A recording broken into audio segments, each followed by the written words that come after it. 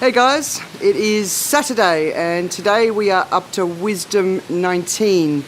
Beware the victim mindset. Just had a huge storm come through Phuket and it's all very wet but lovely. Love some rain. Anyway, the victim mindset.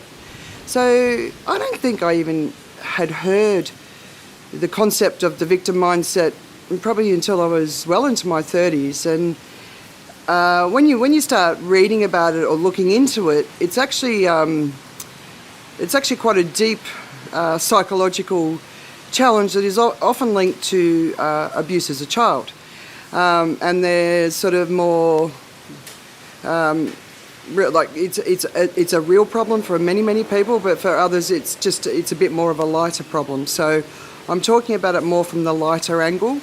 I think if you have identified that you have a serious issue around being a victim, then it's probably worth doing the work, meditation, therapy, whatever you need to do to get on top of it, because people who are really stuck in the victim mindset have been very badly hurt, usually as a child. But for the rest of us, the victim mindset is basically this idea that whatever the problem is, it's always somebody else's fault.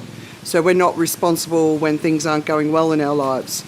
And like I said, I didn't really hear about this until I was in my 30s, and it was a real revelation because, you know, it's one of those things you'd never think about. But once you do start to think about it and you start to identify it, and you also start to see your own victim behaviour.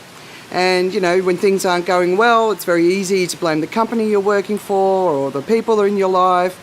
If you can't get on top of everything, you know, as a parent, it's easy to blame the children, they're taking too much time, or your husband or your wife or somebody else, right? But the reality is the only way that we can ever overcome any challenges that we face is to face them ourselves and take responsibility for them ourselves. So I found the victim mindset a really interesting sort of area of life to study, and I definitely recognise in my upbringing that there were definitely people in my life that to this day are still really struggling with the victim mindset. And I probably was too, until I started to really hear about it and think about it and then catch myself if I was ever in that space, right?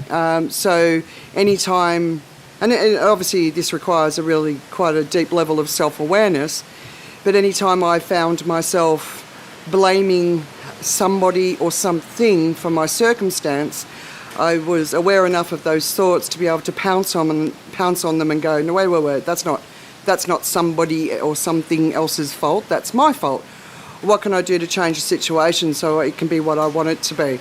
So I found it a very, very liberating thing to be aware of, and I wanted to share it here as wisdom number 19, because I think if you've never heard of it, and maybe life's not going the way you want it to, or you're struggling at the moment, I think it's a really good thing to be aware of so that you can go and look deeper, research harder, find out what some of the professionals are saying about the victim mindset, and then if it's something that you want to get on top of, because it will obviously help you have a much more exciting life, then go and check it out. So wisdom number 19, beware the victim mindset.